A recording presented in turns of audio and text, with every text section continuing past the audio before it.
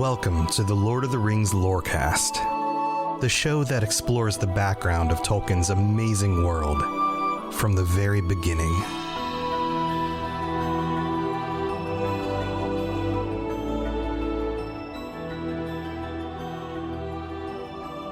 The more I read through this book again for this project that we've been doing, this very close, extremely close reading of The Hobbit, the more I am impressed at the pacing and the way that Tolkien reveals things about characters in very obvious but then also very subtle ways.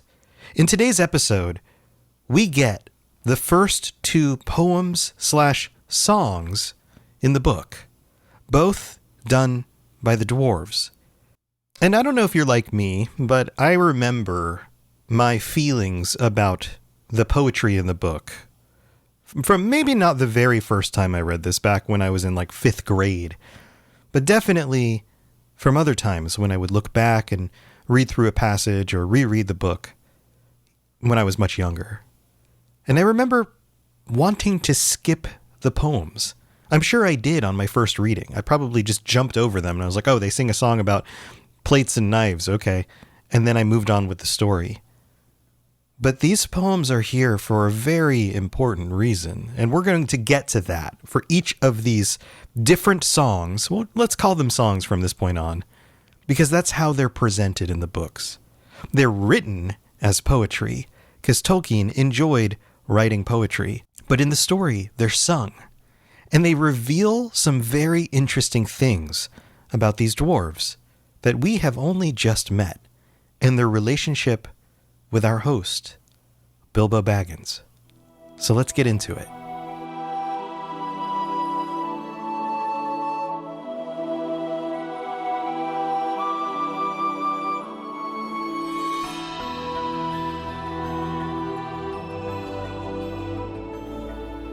So we're picking up with the paragraph that goes like this. "Confiscate and be bother these dwarves," he said aloud. This is Bilbo. "Why don't they come and lend a hand?" Lo and behold, there stood Balin and Dwalin at the door of the kitchen, and Fili and Kili behind them. And before he could say knife, they had whisked the trays and a couple of small tables into the parlor and set out everything fresh. And right here, right off the bat, in this episode, we get something that tells us what the dwarves are actually like. They are friendly. They are good guests.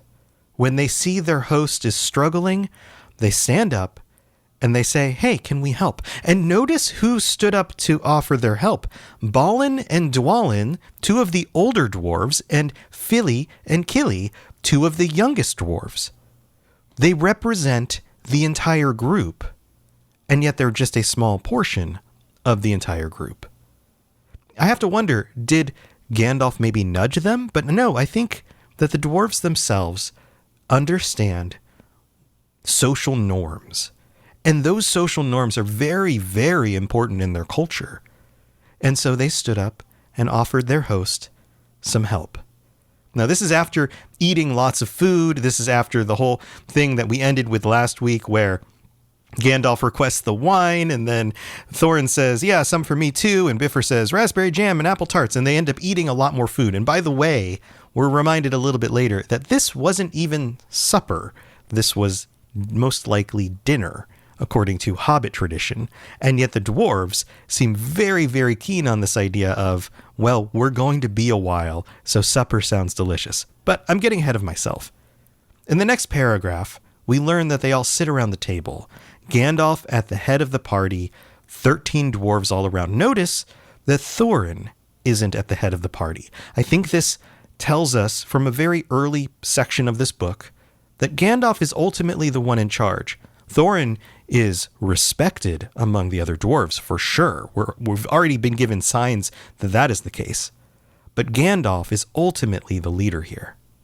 And I love the description of Bilbo in this section. We learn that he sits over by the fireside on a stool, not a chair.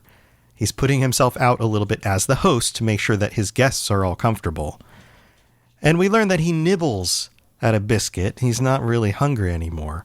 And then it says, trying to look as if this was all perfectly ordinary and not in the least an adventure. It's as if he's already realized subconsciously that he is being swept up in an adventure, and he's fighting against it. And the dwarves eat, and then we have the conversation about, oh, I suppose you will stay for supper, he says in a polite, unpressing tone. And of course, Thorin responds and says, yes, of course. And after, we shan't get through the business till late, and we must have some music first. Now to clear up.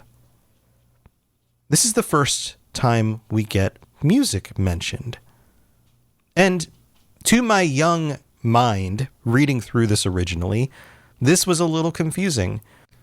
As far as we know at this point in the book, these dwarves are important people. They're on some sort of special adventure. They are being led by a wizard. They have important things to discuss. And yet, we're told that that can wait because they need to have music first. I don't know about you, but when was the last time that you were in, for example, an important board meeting at work or something like that, and instead of going right into it, they were like, all right, but we need to take a break and have some music.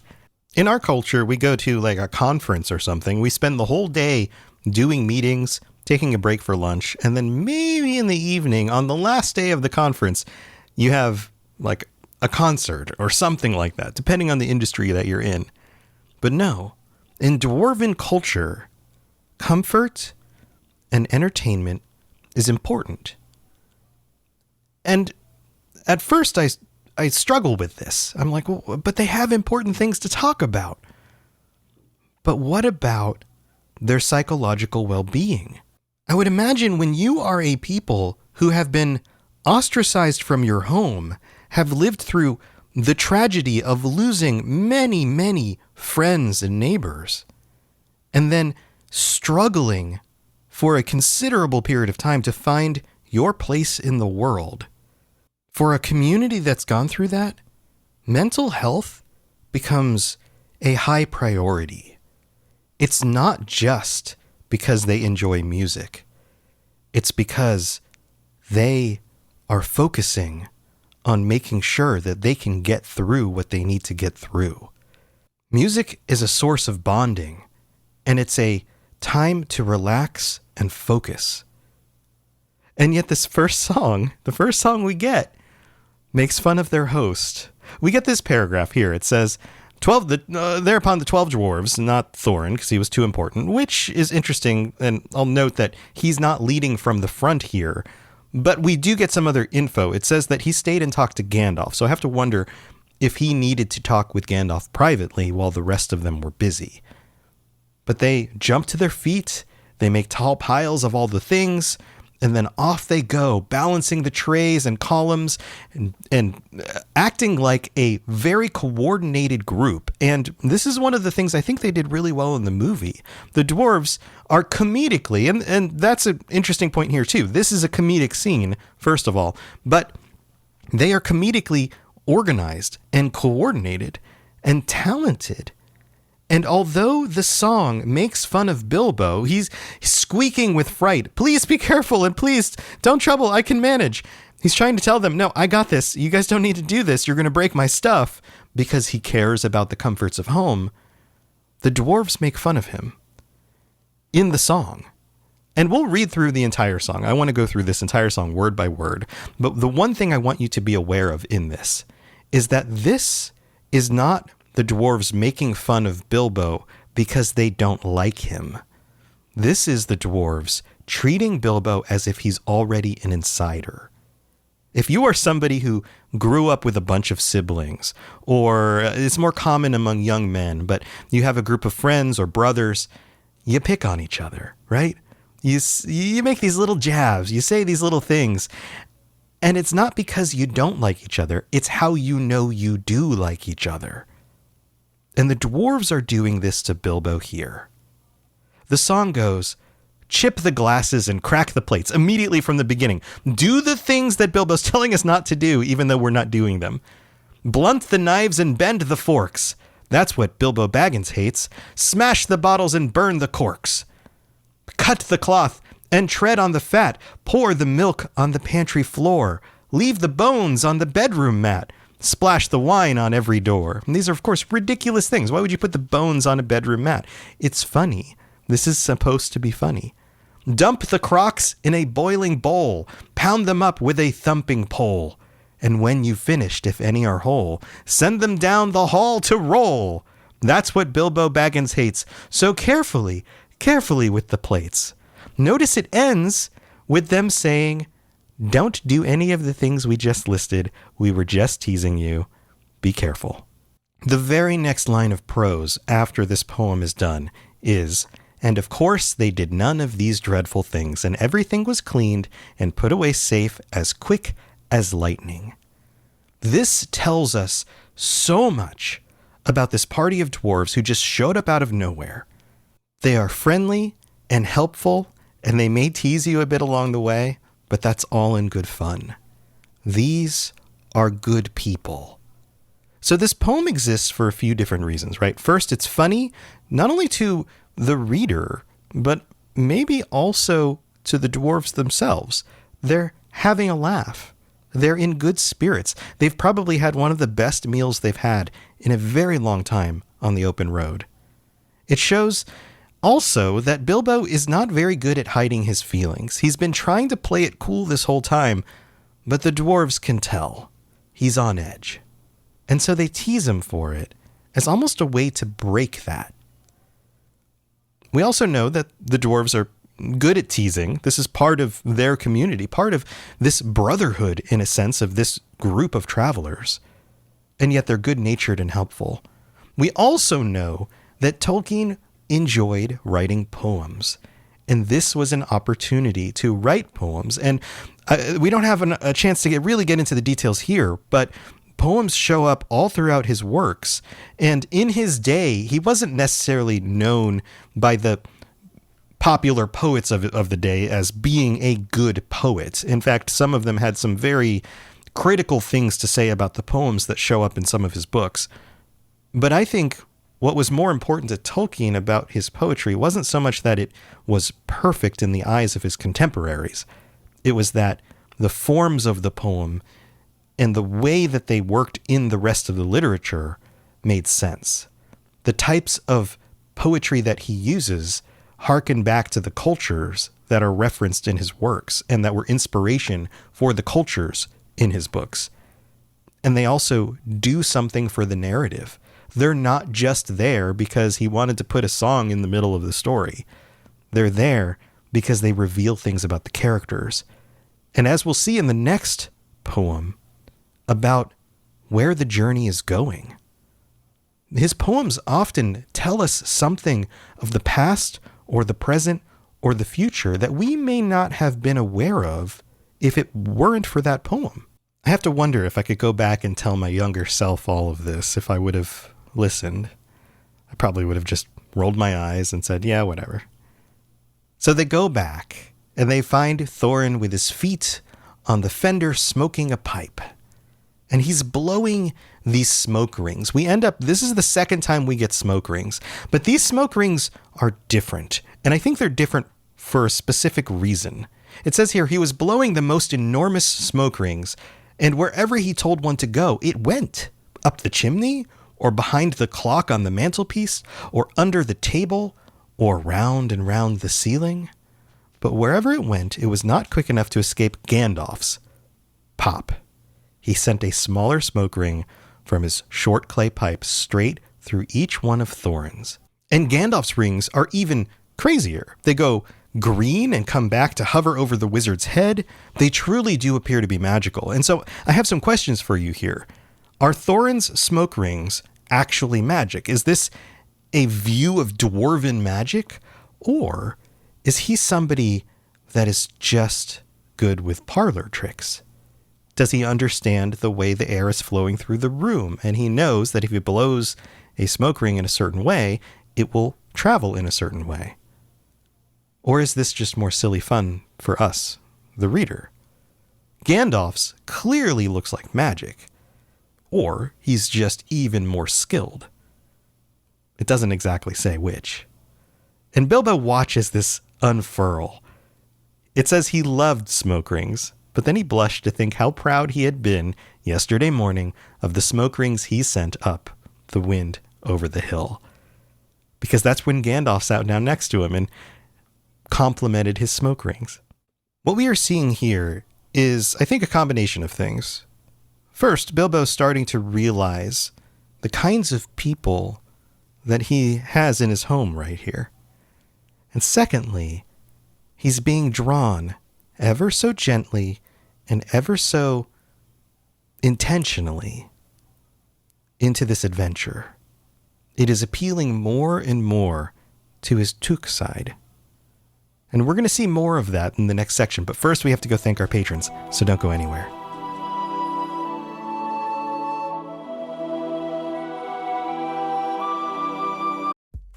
It's time for that spring reset. I'm taking a look at everything in my closet and figuring out that, oh no, this absolutely needs to go. And it's about time I replace things so that my clothes aren't older than my 15-year-old. Now you might think that they lasted that long because they were well made, but no, they're in terrible condition. Unlike the new jeans I just got from Quince. Jeans have always been my personal go-to because you can kind of wear them for lots of different things, but maybe they're not your thing. Maybe you're looking for, 100% European linen with insanely soft flow knit activewear fabric. It's definitely getting warmer, and their flow knit activewear is moisture wicking, anti-odor, and soft enough that you'll actually want to wear it every day. So pick out what you want. You can't go wrong because they have prices 50 to 60% less than similar brands. And like I said before, they are high quality. I continue to wear their clothes all the time, and I know that these new jeans are going to last me a lot better than the other things in my wardrobe. And on top of it, they look great. They're so comfortable, and I spent just as much on the jeans that I am now cleaning out of my wardrobe. So if you're looking for something better, just all around better, go check out Quince. So go do it right now. Refresh your wardrobe with Quince. Go to quince.com/ringslore for free shipping and 365-day returns. Now available in Canada too. Go to quince.com/ringslore for free shipping and 365-day returns. Quince.com/ringslore.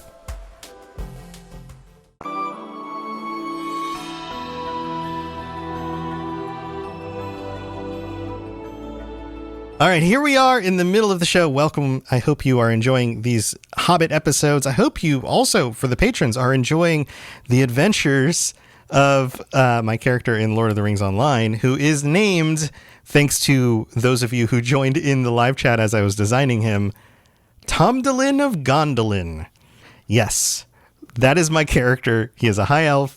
He is a captain, and he is currently questing through Lord of the Rings Online. I did my first stream yesterday. Thank you for showing up. That should be up for everybody who's a patron to either listen to or watch. You can do either.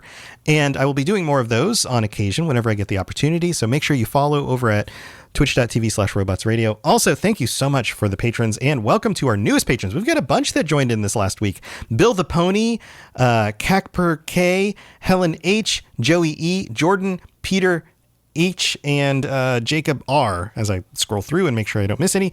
Thank you so much for joining. I hope you're enjoying all the things that you're getting as part of the Patreon. Also, we have to shout out our VIP patrons who get shout outs every week. AK Music Lover, Apollo, Aragorn III, Alte Morton, Austin C, Azel Razzle, Barney D, Bo, Black Squirrel, Brandy D, Cutter Metalworks, Daniel Nightweaver, David S, David N, Divine Madman, Fulcrum, Gimli a Break, Gemma D, Jesse P, Jezer, Katie S, Capenna, Lori B, Mason Weathertop, Michael M, Nick K, Nostrils of Sauron, Patrick W, Richard J, Rivqua, Rosie Rose, Sam B, Seju, TJT, and Tour Son of Hoor. Thank you so much. Holy moly, I made it through all of those this time. I might be getting better at that. Also, if you want to help out in other ways, please leave a 5-star review on Apple Podcasts, and I'll read that out on a future episode of the show. I don't have any new ones to read this week, so if you leave one, I'll probably read it next week. Also, you can share it with your friends. You can rate on whatever platform you're on. All of that stuff is helpful, and please absolutely come hang out with me when I'm streaming on Twitch. I would love to get to know you and answer questions or just chat about the stuff that we're doing or joke around about my Lord of the Rings Online playthrough. Any of that stuff would be awesome. Thanks for being a part of the community. And let's continue with our look at the dwarves and their songs. Here we go.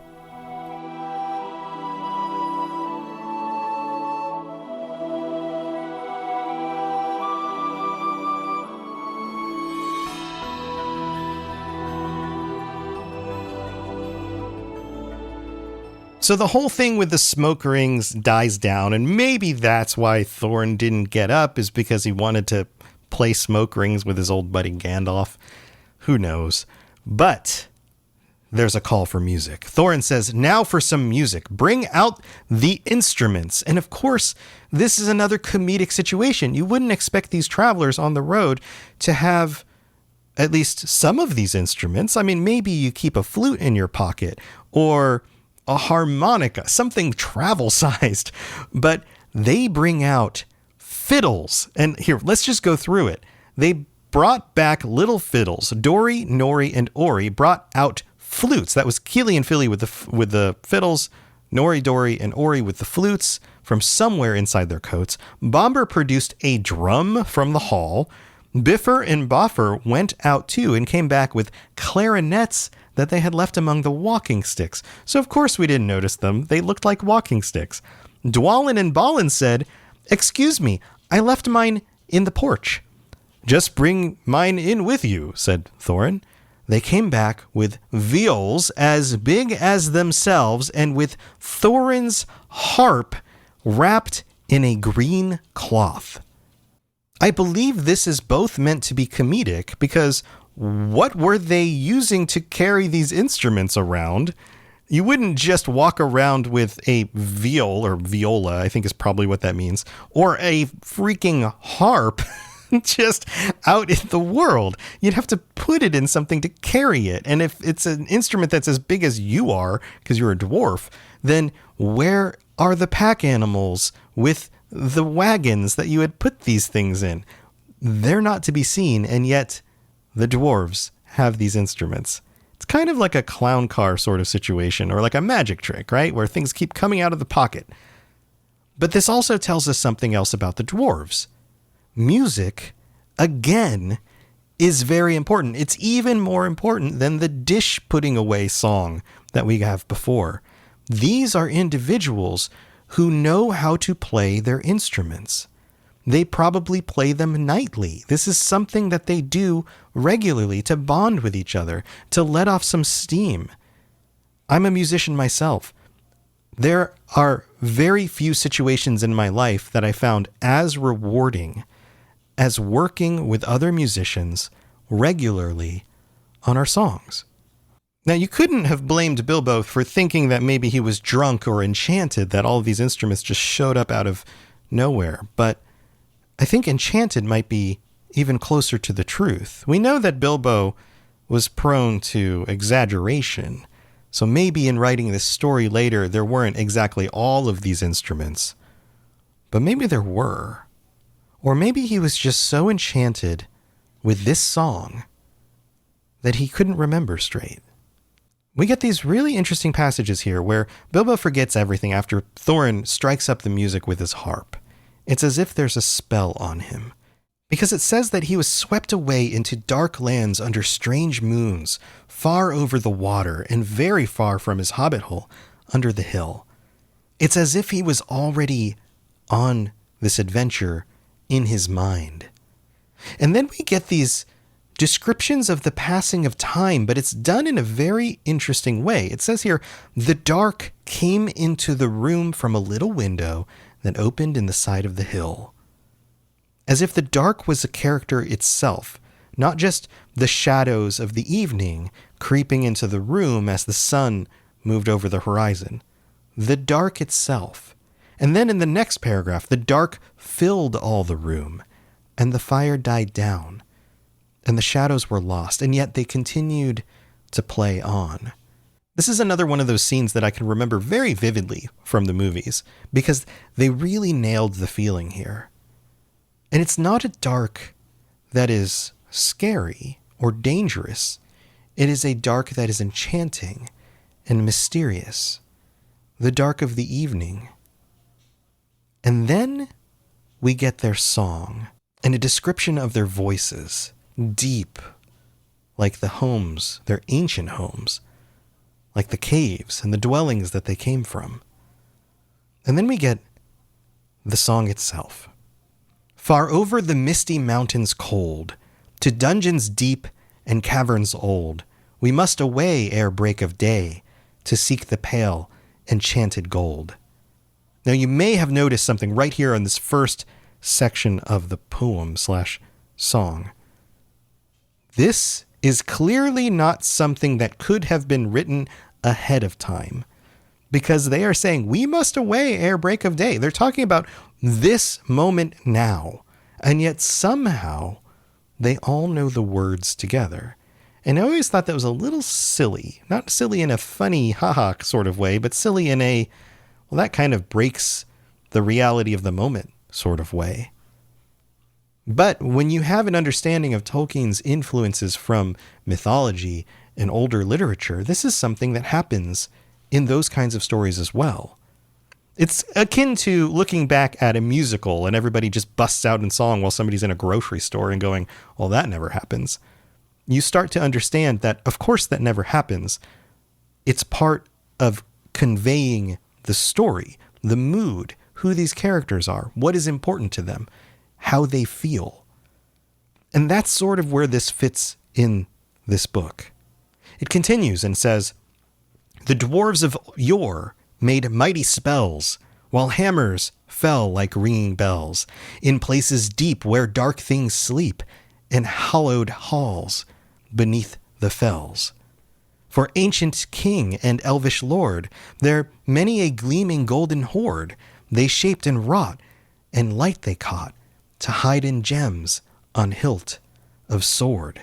This one's interesting because it combines ancient king, meaning most likely dwarven kings, and elvish lords. We bring the elves into it, and their ancient friendship, and how they both had gleaming hoards, which is true. We know this for a fact. And they shaped and wrought, and light they caught, to hide in gems on hilt of sword. We don't know of a Silmarillion hiding on a hilt of a sword, but the idea that a gem is just something that naturally catches the light and then would decorate their weapons makes sense. On silver necklaces they strung the flowering stars, on crowns they hung the dragon fire in twisted wire. They meshed the light of moon and sun. This has so much more meaning if you understand the Silmarillion. The light of the moon and the sun, they came from the trees. The decoration of crowns with stars, with gems that look like stars. This is something we've already heard about. It reminds me of Thingol having the dwarves work on a necklace to put the Silmaril in. It's very similar. Then we get a repetition, like it's the chorus of the song, far over the misty mountains old, in that whole section. The next section says, goblets they carved there for themselves, and harps of gold where no man delves. There lay they long, and many a song was sung unheard by men or elves. This talks about their secrecy. No men or no man or elf goes down in these depths where the dwarves live, where they create all of this beauty. The pines were roaring on the height. The winds were moaning in the night. The fire was red. It flaming spread. The trees, like torches, blazed with light. This is our first hint in the song that something is wrong. We've used the chorus to talk about how they need to leave very soon, that where they are going to claim their long-forgotten gold. We've seen in other parts of this song that it talks about how wonderful their home was, and the things that they loved about their home and the history of their culture, basically, craftsmanship and working with the elves and creating beautiful things deep underground. And then we have a fire. The bells were ringing in the dale, and men looked up with faces pale. The dragon's ire, more fierce than fire, laid low their towers and houses frail. Now, one thing to note here is dale is not capitalized. The bells were ringing in the dale. We come to find out later that Dale itself was a city, which makes me wonder if this was something that was missed, or in the dale is a subtle reference to something we'll learn more about later when we discover that this was the name of the city whose towers and houses were destroyed by the dragon fire. Then the song finishes up. The mountains smoked beneath the moon. The dwarves, they heard the tramp of doom. They fled their hall to dying fall, beneath his feet, beneath the moon. Far over the misty mountains grim, to dungeons deep and caverns dim, we must away ere break of day, to win our harps and gold from him. And Bilbo is thoroughly enchanted by this. We're told that as he sang, the Hobbit felt the love of beautiful things made by hands and by cunning and by magic moving through him, a fierce and a jealous love, the desire of the hearts of dwarves. The song resonated deeply with him. And then we're told, without any question at all, that something Tookish woke up inside of him. The story so far has been hinting at this and kind of poking at it, and this is the first time we get confirmation that it actually happened. And then it says, he wished to go and see the great mountains and hear the pine trees and the waterfalls and explore the caves and wear a sword instead of a walking stick. He looked out of the window. The stars were out in a dark sky above the trees. He thought of the jewels of the dwarves shining in dark caverns. And then he's pulled out of it. A fire leaps up into the sky, and we're told that it was probably just somebody lighting a wood fire out in the distance. But it pulls him back. He shudders. And once again, he was plain Mr. Baggins of Bag End, Underhill, again. It's going to take a little bit more to get him to buy in on this adventure. And we'll continue that story next time. Thanks for tuning in again, and I'll see you soon. Thanks for listening to the Lord of the Rings Lorecast. If you'd like to learn more about other fantasy worlds, check out my other podcasts, The Elder Scrolls Lorecast, The Witcher Lorecast, and more at robotsradio.net. If you'd like to reach out, I'd love to hear from you. Send me a note on Twitter at robots_radio, or join our amazing community on the Robots Radio Discord. There are links in the show notes, or just search Robots Radio Discord, or find the link on robotsradio.net. I'll see you next time.